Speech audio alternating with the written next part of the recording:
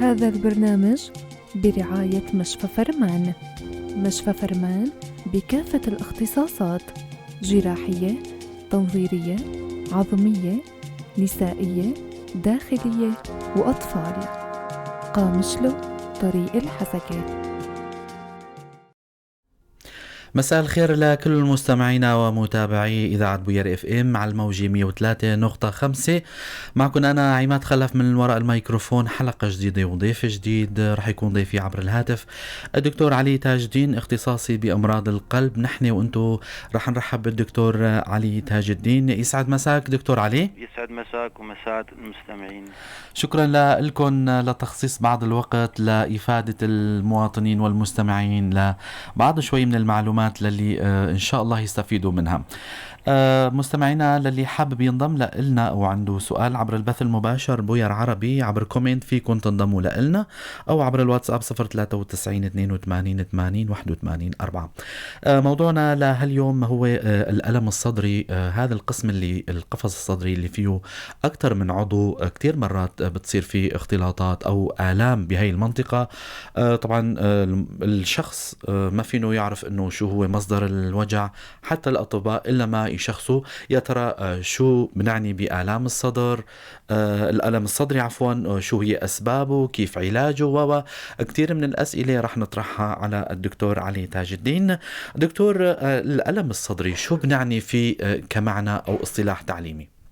الألم الصدري هو أي ألم يعني بيصير بالقفص الصدري.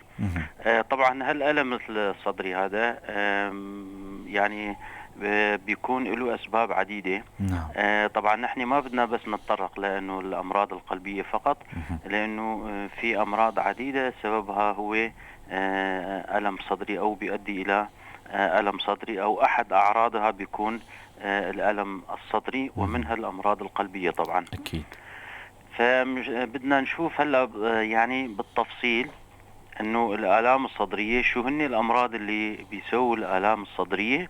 وبعدين بنشوف بقى بنختار بيناتهم الألم الصدري القلبي المنشأ، يعني تمام. انه شلون بدنا نميز الألم الصدري اللي المنشأ قلبي. طبعا الآلام الصدرية مثل ما حكينا انه له أسباب عديدة وله أمراض عديدة، يعني اللي بتؤدي إلى بيعطي هالعرض هذا. هو أمراض القلب بالدرجة الأولى بيعطي آلام صدرية. هي الأمراض القلبية طبعا بتميز بالآلام الصدرية. بعدين في عندك الأمراض الصدرية نفسها، يعني أمراض الرئتين أو أيوة أو أمراض الجنب كمان بيؤدوا إلى بيعطوا آلام بالصدر. وأحيانا آلام هضمية نفسها بيعطي آلام للصدر، وكذلك آلام الفقرات الموجودة بالصدر نفسه، طبعا بالقص والأضلاع. نعم. مكان ارتباط القص بالأضلاع. وأيضا في آلام صدرية عصبية المنشأ. تماما. يعني بيكون أسبابها أسباب عصبية. يعني كل هالأمراض كل هالأقسام هدول من جسم الإنسان الأمراض طبعا أحيانا بيعطوا آلام صدرية. دكتور، عفوا على المقاطعة، هلا أحيانا بكتير مرات الأطباء أو المرضى بيقولوا لهم إنه الأطباء إنه ألم شرسوفي. يا ترى شو هو هذا المصطلح العلمي ألم الشرسوفي؟ لو شرحت لنا يا للمستمعين كمان. هلا الألم الشرسوفي هو الألم الشرسوفي جاي تقريبا فوق المعدة، يعني تحت الصدر تحت القص جاي. بنسميه ألم شرسوفي أو إبيغاسترال، يعني تحت القفص الصدري جاي. الألم الشرسوفي طبعا كمان في له أسباب عديدة، منها الأمراض الهضمية ومنها الأمراض القلبية نفسها. حتى الأمراض القلبية أحيانا يعني بيعطي نفس الوصف، بيعطي نفس الألم، يعني بيعطي ألم شرسوفي. يعني طبعا هذا حالات موجودة يعني. ايه ومثل ما حكينا آلام هضمية كمان بيعطي ألم شرسوفي يعني. دكتور، مثل شو آلام هضمية مثلا؟ باعتبار المرارة بالقسم العلوي أيضا تمام. هي جزء منها أحيانا دكتور، ولا كيف؟ هلا هو مو بس المرارة طبعا، حتى في مثلا افترضنا في قرحة بالمعدة. نعم. إيه قرحة المعدة أحيانا بيعطي ألم شرسوفي نفسه. إيه أحيانا تهيج الكولون نفسه بيعطي آلام شرسوفية. أحيانا الفتق الحجابي في أيضا. فتق حجابي أحيانا كمان بيعطي ألم شرسوفي. تماما. دكتور، لو حكينا عن الأسباب أي الآلام الصدر، يعني شو هي هالأسباب اللي تؤدي لهالآلام؟ طبعا الآلام يعني هو يعني شكاية المريض للاستغاثة. تماما. أو العضو أنه ساعدوني مثلا. طبعا لما بنحكي للألم الصدري القلبي المنشأ، هناك عدة أمراض اللي بيؤدي إلى بيعطي آلام صدرية. نعم. منها الإسكيميا أو نقص التروية القلبية. أيضا. طبعا نقص التروية القلبية بأنواعه، في عندك الخناق الصدر. أيوة.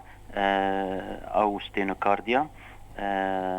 وفي عندك الاحتشاء أو انفارشن. هذا كمان نوع من أنواع النقص التروية، هدول بيعطوا آلام صدرية. وفي عندك التهاب التامور يعني أو بريكارديتس كمان بيعطي آلام صدرية.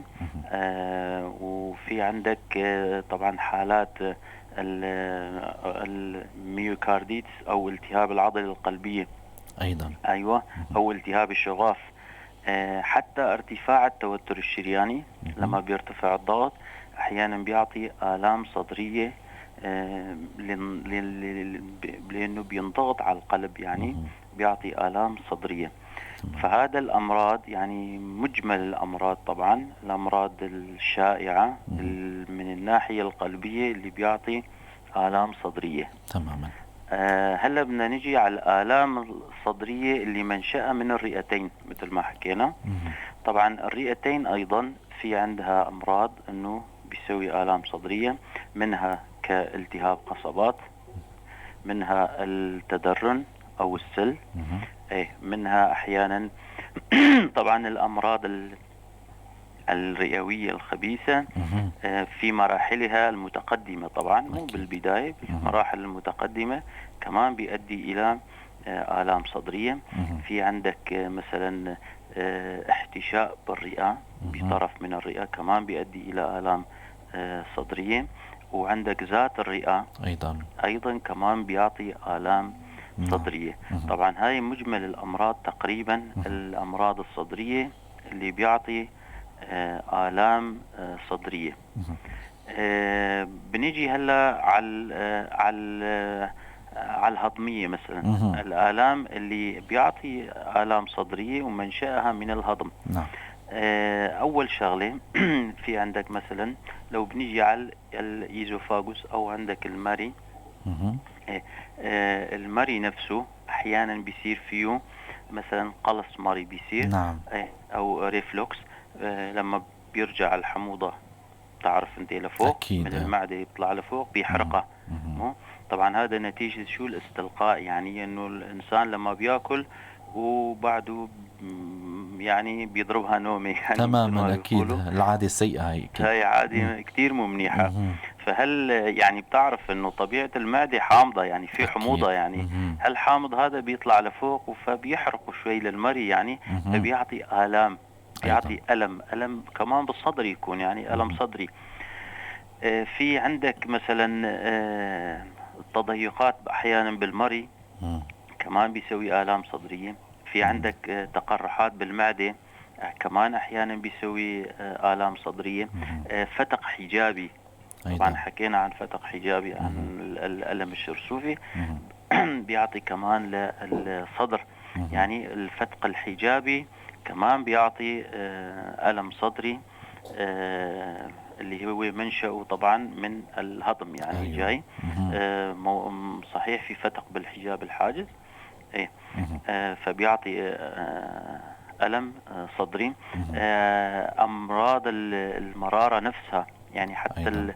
المرارة أحيانا لما تكون محصاة أو ملتهبة بيعطي ألم لفوق، بيعطي للصدر يعني. فكمان أحد الأمراض من الهضم.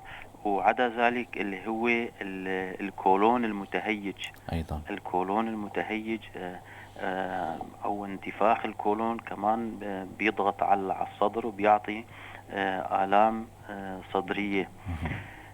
طبعا هدول يعني من الناحية الهضمية تقريبا هدول هن، أو البنكرياس. حتى في عندك مثلا التهاب البنكرياس، طبعا هو التهاب البنكرياس أكثر شيء تحت، يعني بيعطي مثل حزام يكون، يعني مثل حزام هو الوجع تبعه، بس أحيانا بيطلع لفوق يعني بيعطي آلام صدرية. عدا الهضمية، لما بنيجي على المفاصل في عندك مثلا تايتشر سيندروم أو تناظر تايتشر. هو المفصل الواصل بالضلع، اللي يصل الضلع بالعظم القص طبعا. هنيك أحيانا بيلتهب فبيعطي ألم صدري، كمان بيعطي ألم صدري. عدا ذلك البرد مثلا في الأعصاب اللي بين الأضلاع، أحيانا من نتيجة البرد أو نتيجة مثلا رد بسيط بيعطي ألم صدري. في عندك المنشأ العصبي.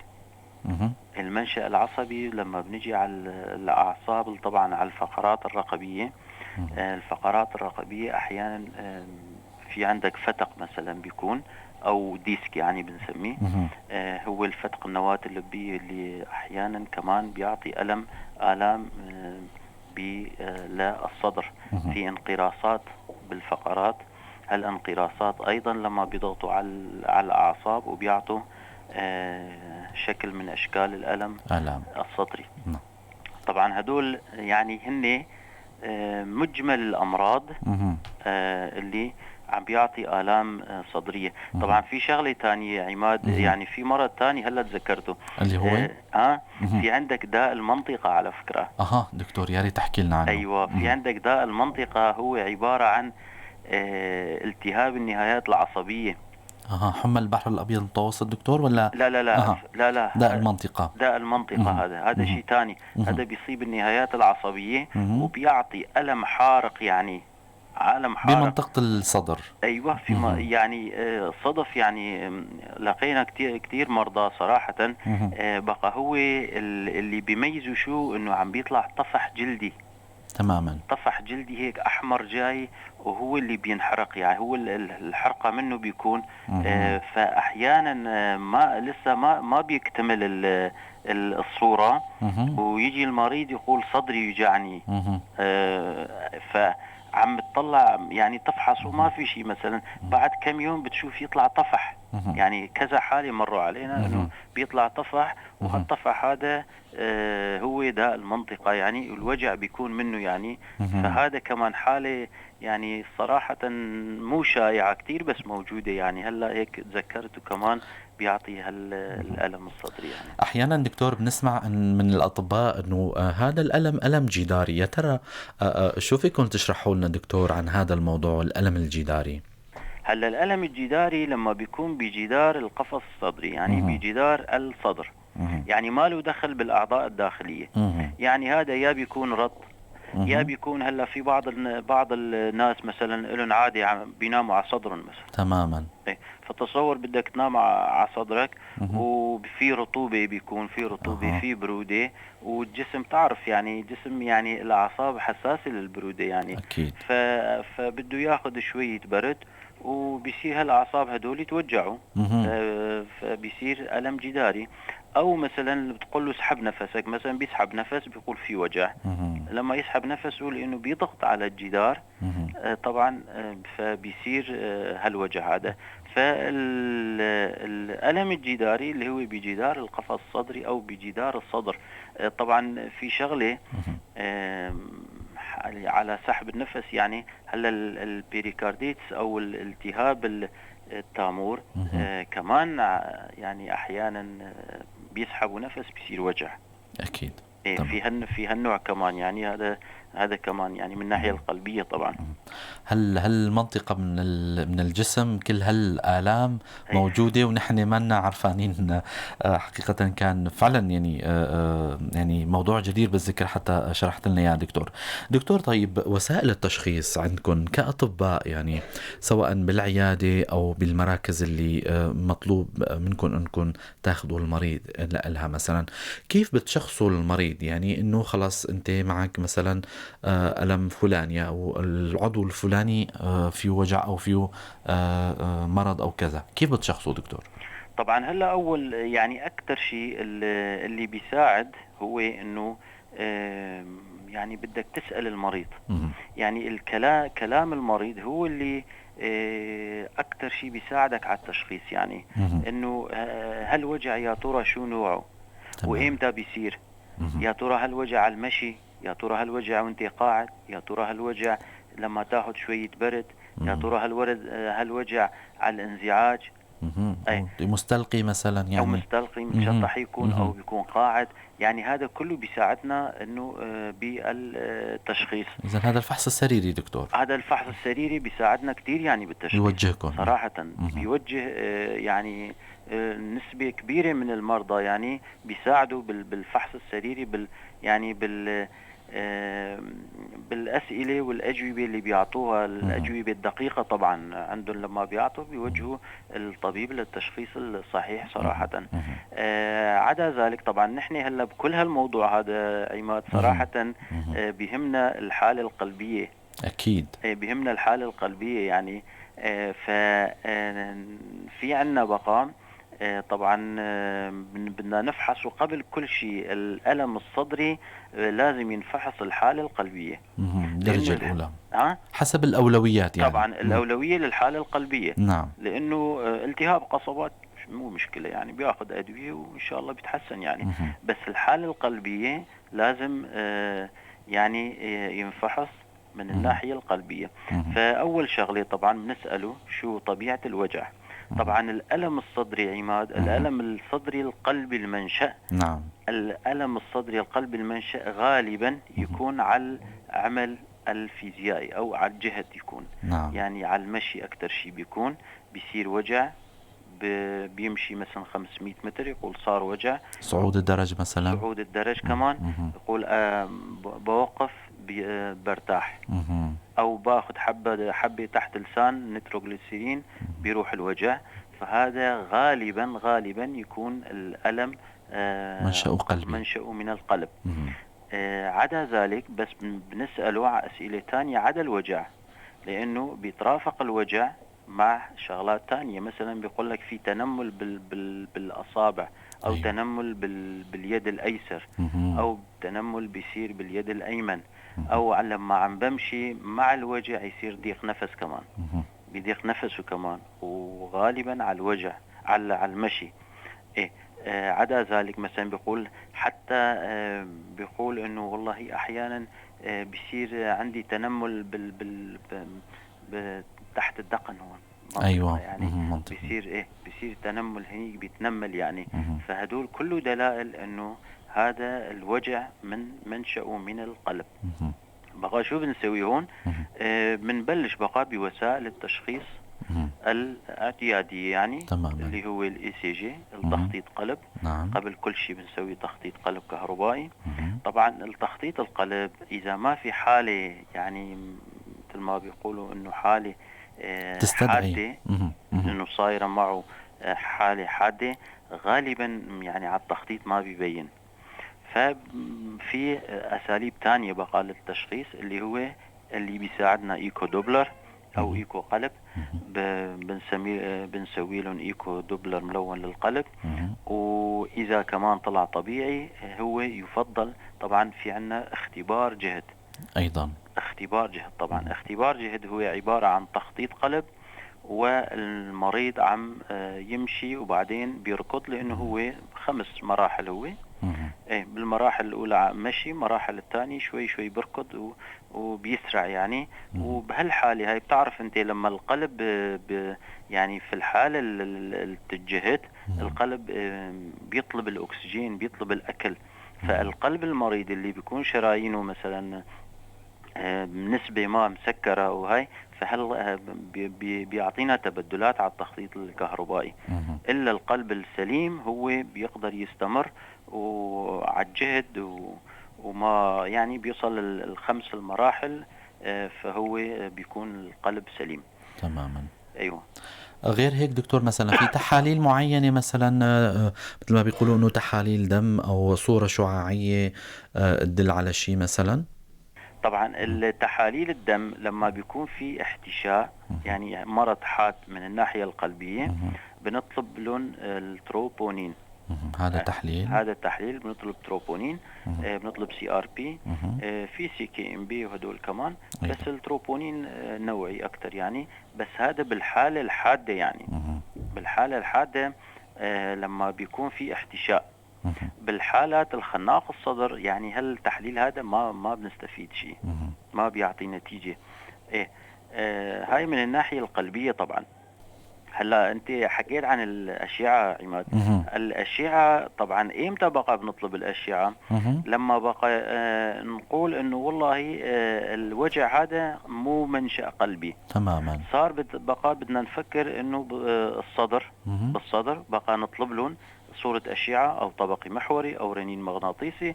هدول بقى بيساعدونا بالتشخيص التفريقي، يعني انه يا ترى شو مرض فيه بالصدر. او من الناحية الهضمية مثلا نطلب لهم ايكو بطن. بنشوف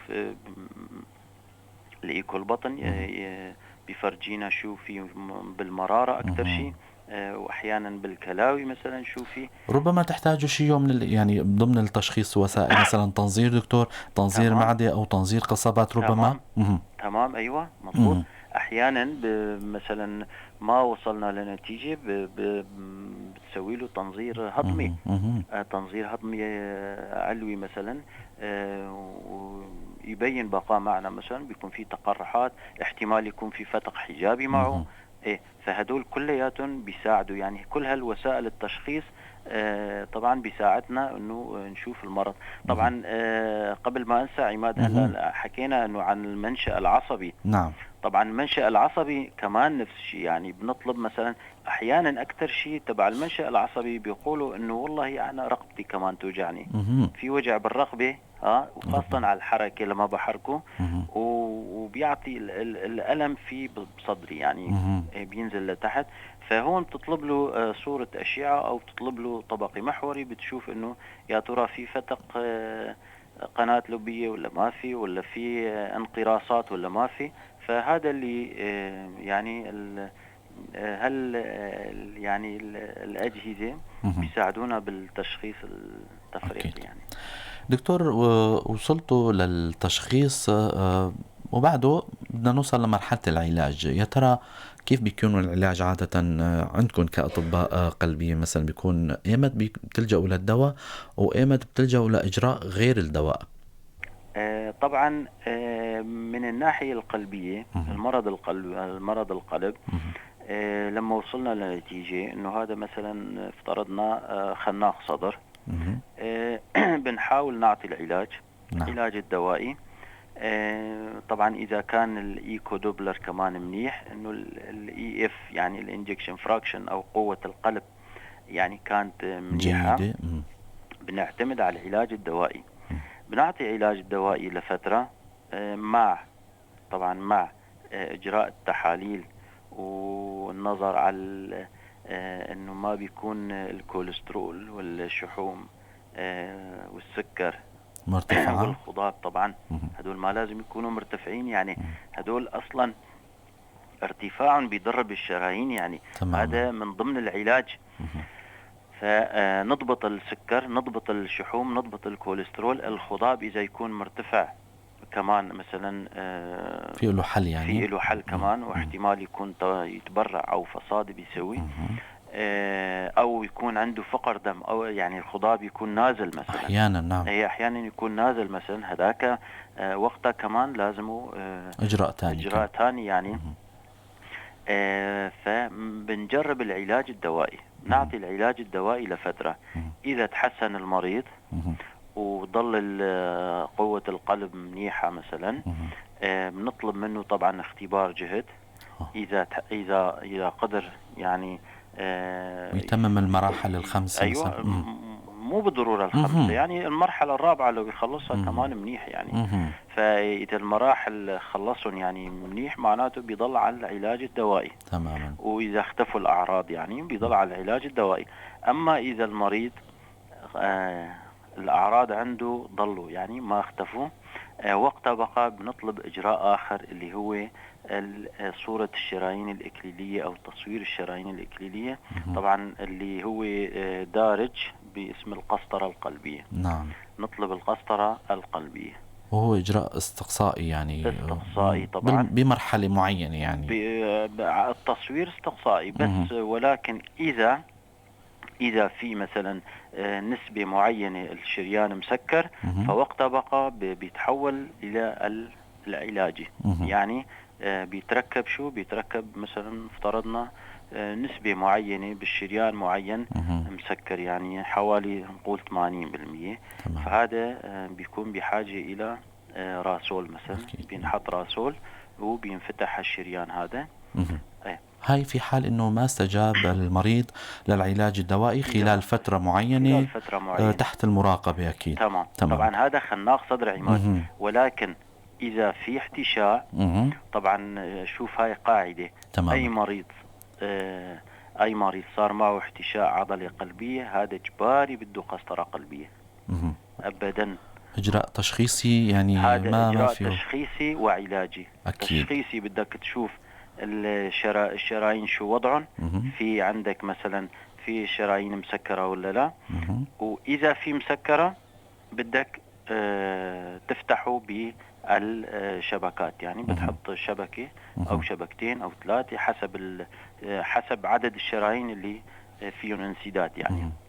أكيد إذا كانوا عدد مثلا معين من الشرايين مغلقة، ربما هذا يكون بما يسمى مجازات إكليلية. هذا طبعا ما بدنا نفوت بمصطلحات علمية كثيرة، ولكن نحن هلا بصدد موضوعنا اللي هو بشكل عمومي حابين نفيد المستمعين أنه الألم الصدري هل كم هذا من الأمراض يؤدي إلى الألم الصدري. بس حابب أذكر المستمعين للي عم يسمعونا، أنتم عم تسمعوا بوير اف ام على الموجة 103.5. ضيفي عبر الهاتف الدكتور علي تاج الدين، اختصاصي بأمراض القلب.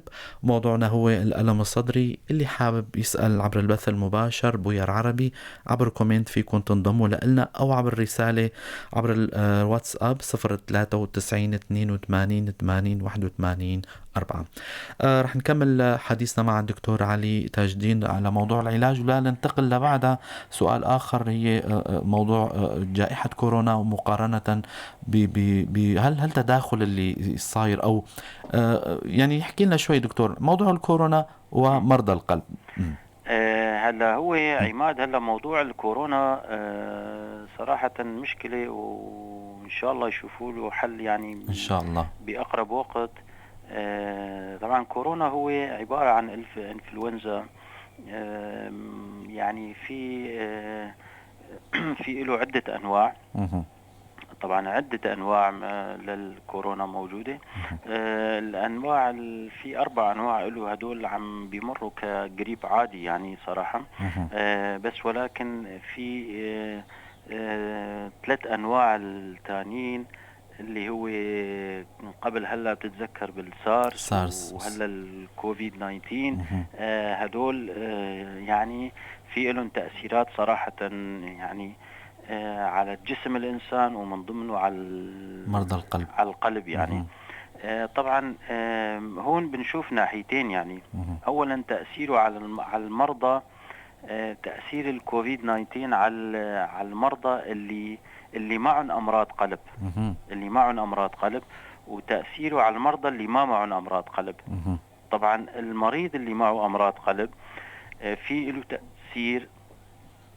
له تأثير يعني كتير يعني صراحة. هن الأكثر فرصة للعرض. أيوة، هن يعني هذا الكورونا بيشوف له واحد ضعيف صراحة مشان يقضي عليه، يعني وكأنه مثل ما واحد يشوف فريسة وبده يقضي عليه بالضبط. ايوه بيشوف الضعيف دائما. اذا واحد يكون صحته منيحه او نفسيته منيحه، حتى النفسيه المنيحه كمان تلعب دورها. بيلعب دورة وبيقضي على الكورونا. فهو بيشوف مثلا مريض القلب، مريض الضغط، مريض السكري، مريض الغدة مثلا. تمام. هدول مثل ما بيقولوا عم بيستغل ضعفهم ويحاول يقضي عليهم. بس طبعا يعني الشيء اللي منيح انه الانسان اللي حتى معه مرض قلب اول شغله انه يدير باله على الكوليسترول تبعه، على الشحومات تبعه يكون كله مضبوط، السكر يكون مضبوط، يتابع علاجه وكأنه حالة طبيعية يعني. وزائد يتابع علاج الكورونا يعني، وإن شاء الله بيكون بيتحسن. طبعا الكورونا اللي يعني اللي بيتميز فيه الكورونا انه عم بيسوي يعني بيضر بالغشاء الداخلي للشرايين، بيأثر عليهم، بيسوي التهابات. بيسوي التهابات بالغشاء الداخلي، وبالتالي بيسوي التهابات احيانا بالعضلة القلبية نفسها.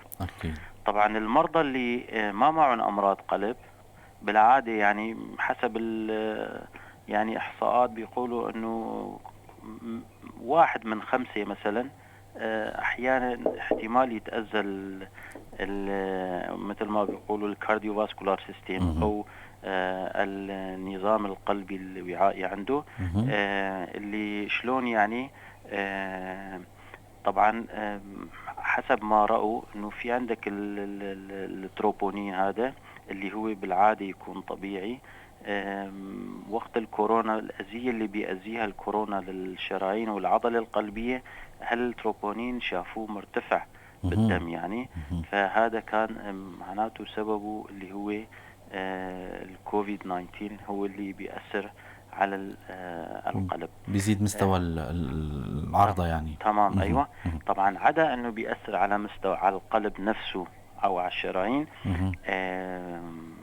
في له دور تاني مثلا هلا بطريقة تانية يأثر على القلب. شلون يعني؟ مثلا هو لما بيهجم على الصدر بيسوي هالالتهاب هذا بالصدر أو بيسوي قصور بالتنفس. هذا كله هالعبء هذا على مين بيتحملوا هالعبء؟ القلب. وخاصة الجهة اليمنى من القلب. فهذا بحد ذاته بيعطي ثقل جهد يعني. نعم. زائد أكثر من جهد اللي هو متحمله للقلب يعني. فهذا كمان بيأثر على القلب. تماما دكتور. بنهاية الحلقة رح نختمها بشوية نصائح من عند الدكتور علي تاج الدين، نصائح لمرضى القلب بشكل عام. طبعا المريض القلب يعني في عادات سيئة. طبعا نحن ما حكينا عنه لأنه موضوعنا هو الألم الصدري. كان يعني في العادات السيئة مثل التدخين، مثل الهيبوديناميا أو يعني الجلوس الزائد، إنه عدم يعني الرياضة، لازم واحد يمارس رياضة. نعم. الدخان ابتعدوا عنه. الافراط بالاكل يعني كمان مو منيحه. الكحول يعني مثلا، الكحول كمان مو منيح. فهالشغلات اللي بيضر الانسان وبيضر الجسم. طبعا الستريس انزعاج كمان مو منيح. فهالشغلات اللي بيضر بالجسم الانسان يعني ابتعدوا عنها. يعني ابتعدوا عنها، ما بيجيب فائدة يعني للجسم غير الضرر. وبالوقت الحالي ووقت الكورونا ووقت الكوفيد يعني التباعد الاجتماعي كثير مهم. البسوا الماسكات يعني وابتعدوا عن بعض. يعني ما في داعي للتجمعات، ما في داعي يعني جلوس جنب بعض يعني هاي يعني لازم نساعد بعض يعني. أكيد. قدر الإمكان مشان ما ينتشر هالمرض هذا أكثر ما هو منتشر. أكيد. ومريض القلب أول ما حس بشيء مباشرة يراجع الطبيب، لا يهمل حاله. العلاج يعني بيلحق المريض، بيلحق العلاج وبيطلع إن شاء الله سليم وبيطلع منيح يعني على العلاج. وخلي لا يخاف إنه والله بتوجع بس ما اروح على الدكتور. هذا غلط يعني. أكيد. غلط أكيد. غلط. والله يعطي الصحة والعافية للجميع إن شاء الله. شكرا كتير لكم دكتور علي تاج الدين على هالمعلومات القيمة ولا تخصيص وقتكم لنا وللمستمعين. بتشكركم كتير وعلى أمل نلقاكم بخير وسلامة. شكرا لكم متابعينا ومستمعينا على حسن المتابعة. على أمل نلقاكم الأسبوع الجاي بضيف جديد وحلقة جديدة. تضلوا بخير وسلامة. بتشكر زملائي هيلوز علي ولورين عثمان على البث المباشر اللي كانوا معنا أيضا. كنت معكم أنا عماد خلف من وراء الميكروفون. تضلوا بخير وسلامة.